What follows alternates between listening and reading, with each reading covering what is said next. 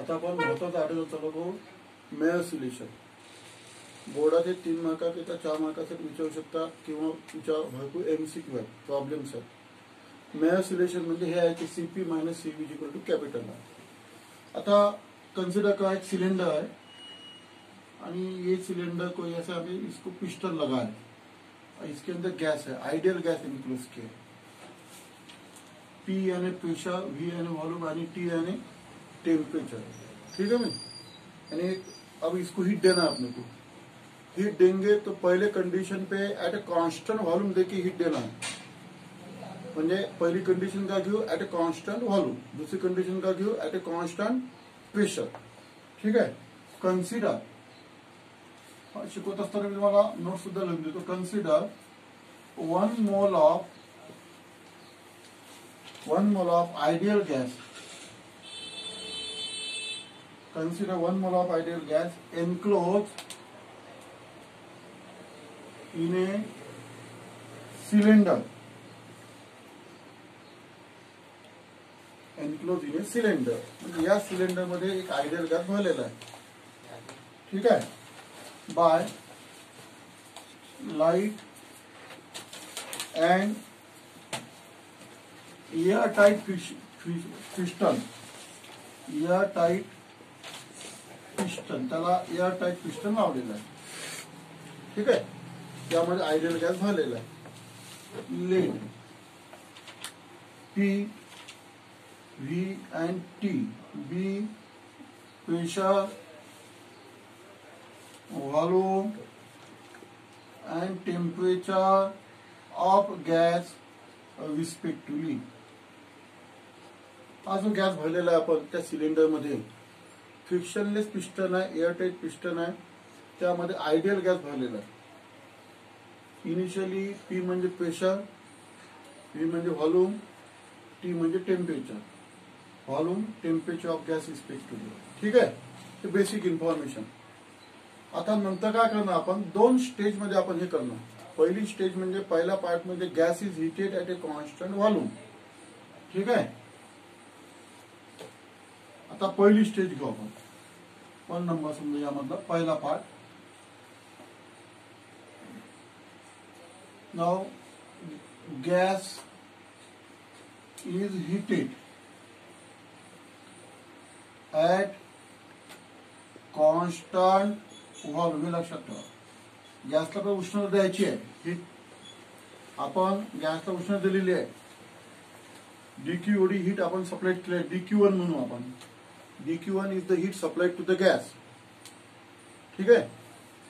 आता या गॅसला आपण उष्णता दिली, हीट सप्लाइड केली. कंडिशन काय, व्हॉल्यूम कॉन्स्टंट आहे. व्हॉल्यूम कॉन्स्टंट असल्यामुळे काय होईल, तो पिस्टन वरती सरकणार नाही. याचं टेम्परेचर वाढेल. काय वाढेल, टेम्परेचर वाढेल. आपण समजा पहिले इनिशियल टेम्परेचर किती घेतलं होतं, T. रायझिंग टेम्परेचर आपण DT घेऊ. रायझिंग टेम्परेचर किती घेऊ, DT. म्हणजे समजा पहिले 10 डिग्री सेल्सिअस होतं, नंतर त्याचं 30 डिग्री सेल्सिअस झालं. म्हणजे रायझिंग टेम्परेचर किती झालं, 30 मायनस 10 म्हणजे 20 डिग्री सेल्सिअस. ते कशाने दाखवणार आपण, DT. आणि हे जे टेम्परेचर वाढलेलं आहे कसं झालं, टेम्परेचर वाढणे म्हणजे कायनेटिक एनर्जी वाढणे. त्यालाच आपण काय म्हटलेलं आहे मागच्या पिरियडला, internal energy. Because potential energy remain 0 असते. जी कायनेटिक एनर्जी आहे त्यालाच आपण इंटरनल एनर्जी म्हणतो. म्हणजे internal energy increases. Internal energy increases. तर gas is heated at a constant volume. Let DQ1B heat supplied. आता एक एक स्टेप समजून घ्यायच्यातली. Heat supplied to gas. DQ1 का heat supplied to gas. Then DTB rising temperature. DTB rising temperature of gas. वाढलेलं temperature किती आहे, DT. वाढलेलं टेम्परेचर किती आहे, DT. म्हणजेच यालाच आपण इंटरनल एनर्जी म्हणतो. यालाच काय म्हणतो आपण, internal energy. No work done. No work done takes place. Work done होणार नाही. DW0 वर्क डन होणार नाही. हा पिस्टन वरती सरकणार नाही. दिलेली उष्णता, दिलेली हीट त्या गॅसने टेम्परेचर वाढवण्याकरिता घेतली, त्यालाच आपण इंटरनल एनर्जी म्हणतो. That is heat used by gas, heat used by gas to increase, ऐसा भी लिख सकते हैं अपन, to increase internal energy, to increase internal energy of gas. यानी टेम्परेचर इंक्रीज होगा, इसका मीनिंग क्या है? Internal energy of gas, to increase internal energy of gas. एवढा पॉइंट समजला. Now gas is heated at a constant volume. या गॅसला आपल्याला कॉन्स्टंट व्हॉल्यूम देऊन उष्णता द्यायची आहे. दिलेली हीट त्या गॅसने कशाकरिता वापरलेली आहे? टेम्परेचर वाढवण्याकरिता वापरलेली आहे. त्यालाच म्हणतात to increase internal energy of gas. म्हणून आपण असं लिहिलेलं आहे, that is heat use by gas to increase internal energy of gas. DT B काय आहे तिथे? रायझिंग टेम्परेचर, वाढलेलं टेम्परेचर. वर्क डन आहे का तिथे? नाही, पिस्टन वरती सरकला नाही. आता याच्यावर आपल्याला एक स्टेप मांडायची आहे. स्टेप या फॉर्म्युला तुम्हाला मी सांगितलं होता, Q is equal to M S theta. याच्यावर तुम्हाला स्टेप मांडायची आहे या फॉर्म्युल्यावर. समजलं ना? क्यू म्हणजे हीट सप्लाय, क्यू म्हणजे हीट सप्लाय. किती हीट सप्लाय केली आपण? dq1 हीट सप्लाय केली, इज इक्वल टू मास. इथे 1 मोल गॅस घेतलेला आहे म्हणून तिथे आपण 1 लिहू. तिथे 1 मोल गॅस. मास ऑफ सबस्टन्स तिथे काय घेऊ? 1 मोल ऑफ गॅस. यस म्हणजे काय? तिथं स्पेसिफिक हीट आहे. यस म्हणजे काय? तिथे स्पेसिफिक हीट. स्पेसिफिक हीट इथे कोणती वापरणार? आता आपण गॅस कोणत्या कंडिशन खाली आपण हीट केलेला आहे? Constant volume. म्हणून कोणती वापरणार? सीव्ही. काय वापरणार? सीव्ही वापरणार. समजलं ना? सीपीने वापरणार.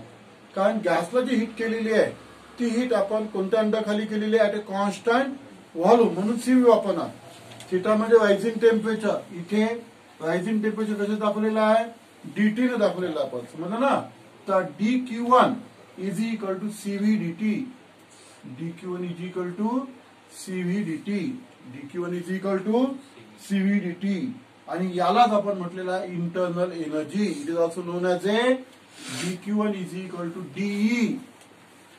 तुम्ही डीयू ने सुद्धा इंटरनल एनर्जी दाखवू शकता. कारण आपण फर्स्ट लॉ ऑफ थर्मोडायनामिक्स मध्ये, थर्मोडायनामिक्सच्या चॅप्टर मध्ये इंटरनल एनर्जी आपण डीयू ने दाखवलेली आहे. कशाने दाखवलेली आहे? डीयू. तुम्ही इथं डीयू सुद्धा घेऊ शकता, ऑर डीयू. इंटरनल एनर्जी आपण डीयू ने दाखवलेली आहे. डी ने सुद्धा दाखवू शकता. हे जे आपण हीट सप्लाय केलेली आहे, या हीटनं कोणतं काम केलेलं आहे? टेम्परेचर वाढवण्याचं काम केलेलं आहे. म्हणून तिथे मी dq1 is equal to D घेतलेला. डी म्हणजे इंटरनल एनर्जी. डी म्हणजे काय? Internal energy. ही इंटरनल एनर्जी आहे. म्हणजेच हा फॉर्म्युला डी चा असा होऊ शकतो, D is equal to CV DT किंवा or DU is equal to CV DT असे लिहू शकता तुम्ही. Del U is equal to लिहू शकता, डेल यू. थर्मोडायनामिक्सच्या चॅप्टर मध्ये आपण डेल यू म्हणून घेतलेला आहे. आपण इंटरनल एनर्जी डीयू ने दाखवू शकता किंवा डी ने दाखवू शकता, तो काही प्रॉब्लेम नाही. तर हा आपण इंटरनल एनर्जीचा फॉर्म्युला काढलेला आहे, सीव्ही डीटी. कसा काढलाय समजलं का? हा बेसिक फॉर्म्युला. याच्यावरून याची मांडणी केलेली आहे आपण. किती हीट सप्लाय केली आपण? dq1 एवढी हीट सप्लाय केलेली आहे. 1 मोल ऑफ गॅस आहे, म्हणजे 1 ठेवलेलं आहे एमच्या तिथं. एसच्या तिथं सीव्ही ठेवलेला आहे. रायझिंग टेम्परेचर तिथे डीटी ठेवलेला आहे. CV DT. dq1 is equal to CV DT हा फॉर्म्युला आहे. आणि जी हीट आपण सप्लाय केलेली आहे ती कशाकरिता सप्लाय केलेली आहे? To increase internal energy. म्हणून आपण तिथं त्याची किंमत घेतली आहे डी. डी म्हणजे internal energy, increasing internal energy. यालाच आपण इन्क्रीजिंग इंटरनल एनर्जी म्हणतो. Increasing internal energy. समजलं ना? हे इन्क्रीजिंग इंटरनल एनर्जी आहे. डीयू म्हणजे इन्क्रीजिंग इंटरनल एनर्जी. तर हे झाला पहिला फॉर्म्युला आहे. समजा याला इक्वेशन नंबर 1 दिलं आहे. इक्वेशन 1 हा झाला पहिला पार्ट. आता दुसऱ्या पार्ट मध्ये आपण काय करणार? नाउ सेकंड पार्ट आता याचा. Now gas is heated. At a constant pressure. पहा आता मी कंडिशन बदलली. आता ओरिजिनल कंडिशन आहे. आता गॅसला पण हीट द्यायची आहे पुन्हा, समजलं ना. पण कंडिशन काय, ऍट ए कॉन्स्टंट प्रेशर. पहिली कंडिशन कोणती ठेवली होती, ऍट ए कॉन्स्टंट व्हॉल्यूम. आणि हा फॉर्म्युला तयार केला CVDT. ठीक आहे. आता या फॉर्म्युला मी मिटून टाकतो. आता गॅसला आपल्याला हीट द्यायची आहे ऍट ए कॉन्स्टंट प्रेशर. आता हीट द्यायची आपल्याला, समजा आपण मी DQ2 एवढी हीट सप्लाय केली या केसमध्ये, समजलं ना. आता यामध्ये प्रेशर कॉन्स्टंट आहे, व्हॉल्यूम वाटलं तर चालते, समजलं ना. म्हणजे हा पिस्टन वरती सरकेल आणि वर्क डन होऊन जाईल. पिस्टन वरती सरकेल आणि वर्क डन. याच्यामध्ये DW येईल.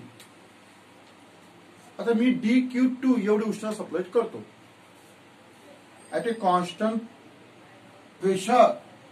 Late DQ2 be heat supplied to gas. Supplied to gas. ही हीट सप्लाइड केलेली आहे मी. पुन्हा हा फॉर्म्युला वापरा. कोणता आपला, Q is equal to MS theta. वापरा फॉर्म्युला. किती हीट सप्लाइड केली आपण, DQ2. किती गॅस आहे, 1 मोल ऑफ गॅस आहे.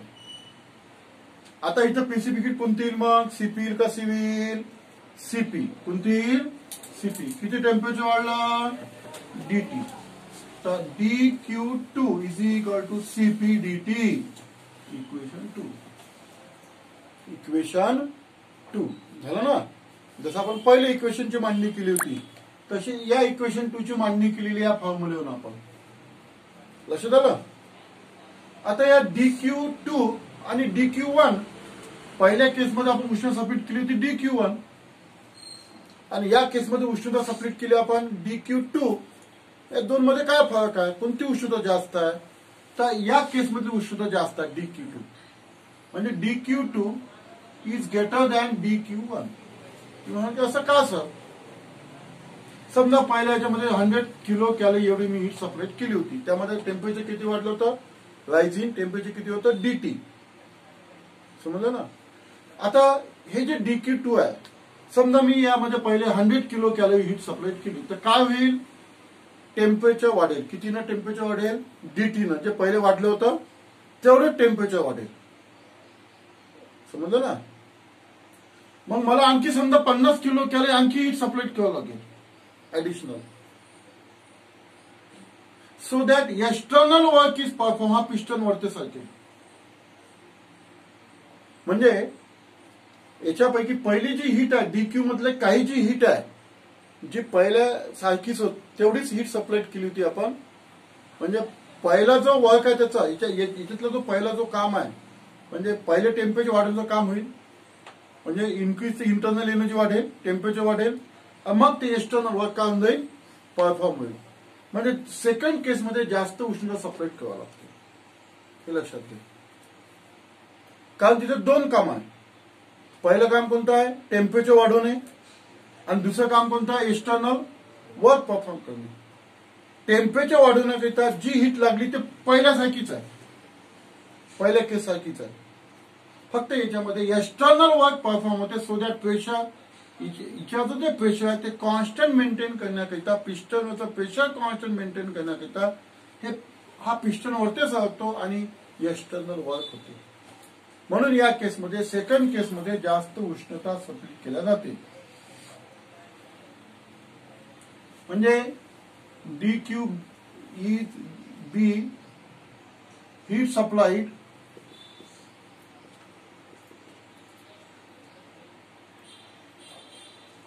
To gas use by gas. असं लिहू आपण आता. समजलं ना. DQB heat supplied to gas use by gas. कशासाठी वापरलं त्यांना पहिले, to increase internal energy of gas. To increase internal energy of gas. To increase internal energy म्हणजे याचा अर्थ काय, जेवढं पहिले टेम्परेचर वाढवलं तेवढं टेम्परेचर वाढवण्यात येतं असं त्याचा अर्थ आहे. आणि सेकंड केस मध्ये to do external work done, शिल्लक राहिलेली ही एक्सटर्नल वर्क डन परफॉर्म करण्याकरिता वापरलेली आहे. म्हणजे dq2 इज इक्वल टू, आता फॉर्म्युला म्हणतो dq2 इज इक्वल टू, तसं उदाहरण दिलं मी. dq1 किती वापरली होती समजा 100 किलो कॅलरी, dq2 पहिले किती वापरली 100 वापरली, मग आणखी 50 वापरली, बरोबर ना. म्हणजे dq2 is equal to dq1 plus external work done म्हणजे dw, समजलं ना. आता इक्वेशन 1 आणि इक्वेशन 2 वापरा. यालाच काय म्हटलेलं आपण dq2, याला dq1 ला काय म्हटलेलं internal energy dE plus dw. तुम्ही डायरेक्टली तुमचा थर्मल चॅप्टर झालेला, तुम्ही डायरेक्टली थर्मलचा चॅप्टरचं फॉर्म्युला वापरू शकता. Heat supply internal plus external work done, शेवटी ते चाललं. आता किमती टाकून द्या याच्यामध्ये, इक्वेशन 1 आणि इक्वेशन 2 किमती टाकून द्या. काय इक्वेशन 2 काय पाहिलं आपण, CP/dt हा C कॅपिटल पाहिजे, D चा formula CV/dt plus dW equation 3.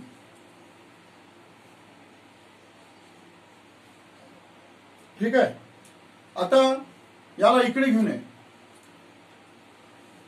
CP minus CV dt common काढा, इज इक्वल टू dW. वाटलं याला इक्वेशन 3 देऊन देऊ आपण, याला इक्वेशन नंबर 3 देऊन देऊ. आता dW म्हणजे वर्क डन, याचा फॉर्म्युला तुम्ही थर्मोडायनामिक्सच्या चॅप्टर शिकलेला PdV. Since dW is equal to PdV, हा कसा आलेला आहे, dW is equal to force into displacement. प्रेशरचा फॉर्म्युला काय, फोर्स अपॉन एरिया. तो force is equal to pressure into area into dx. समजलं. हा जो पिस्टन आहे, हा पिस्टन हा वरती सरकला, इथे किती डिस्टन्स मधून वरती सरकला dx. किती व्हॉल्यूम कापला त्याने, एरिया ए आणि area of cross section dx आणि डिस्प्लेसमेंट, तो ये बन गया dv आणि volume swept by that piston. dW is equal to PdV हा फॉर्म्युला तुमचा थर्मोडायनामिक्सच्या चॅप्टर मध्ये झालेला आहे, तो असा आलेला आहे. शॉर्ट मध्ये त्याची माहिती मी दिलेली आहे तुम्हाला. dW is equal to PdV. काय मग equation 3, CP minus CV dt is equal to PdV equation 4.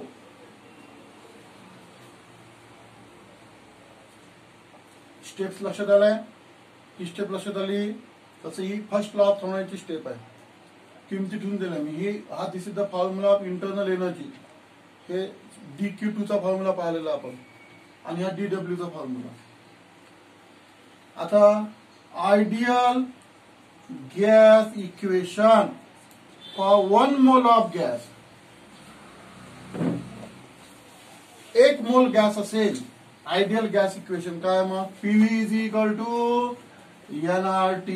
PV is equal to nRT. N is equal to 1 for 1 mole of gas. PV is equal to RT. PV is equal to RT. R ला म्हणतो universal gas constant. Universal gas constant. P म्हणजे pressure, V म्हणजे volume, T म्हणजे absolute temperature. ठीक आहे. आता ही step तुम्हाला माहिती आहे. याला आयडियल गॅस इक्वेशन म्हणतो, परफेक्ट गॅस इक्वेशन म्हणतो. PV is equal to nRT. N म्हणजे number of mole. PV is equal to RT for this is the ideal gas equation for 1 mole of gas.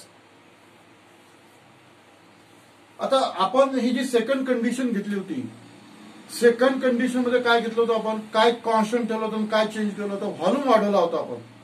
Piston वरती सरकलं म्हणजे काय वाढलं, volume वाढला. आणि काय कॉन्स्टंट ठेवलं होतं आपण, pressure.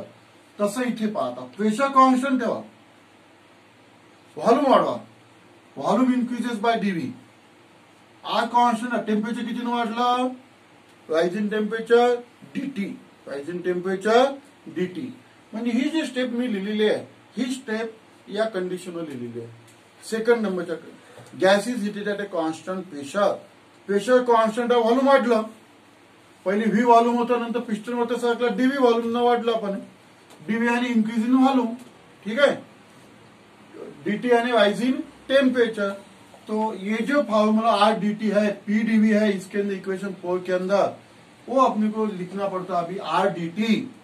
Therefore CP minus CV D T equation 4 आता is equal to P DV ची किंमत म्हणजे R D T. D T काय झाला कॅन्सल. तर आपल्याला आता फॉर्म्युला मिळतो CP minus CV is equal to R is equal to this is known as a Mayer's relation. याला मेयर्स रिलेशन म्हणतात. This is known as Mayer's relation. याला Mayer's relation म्हणतात. याला म्हणतात मेयर्स रिलेशन.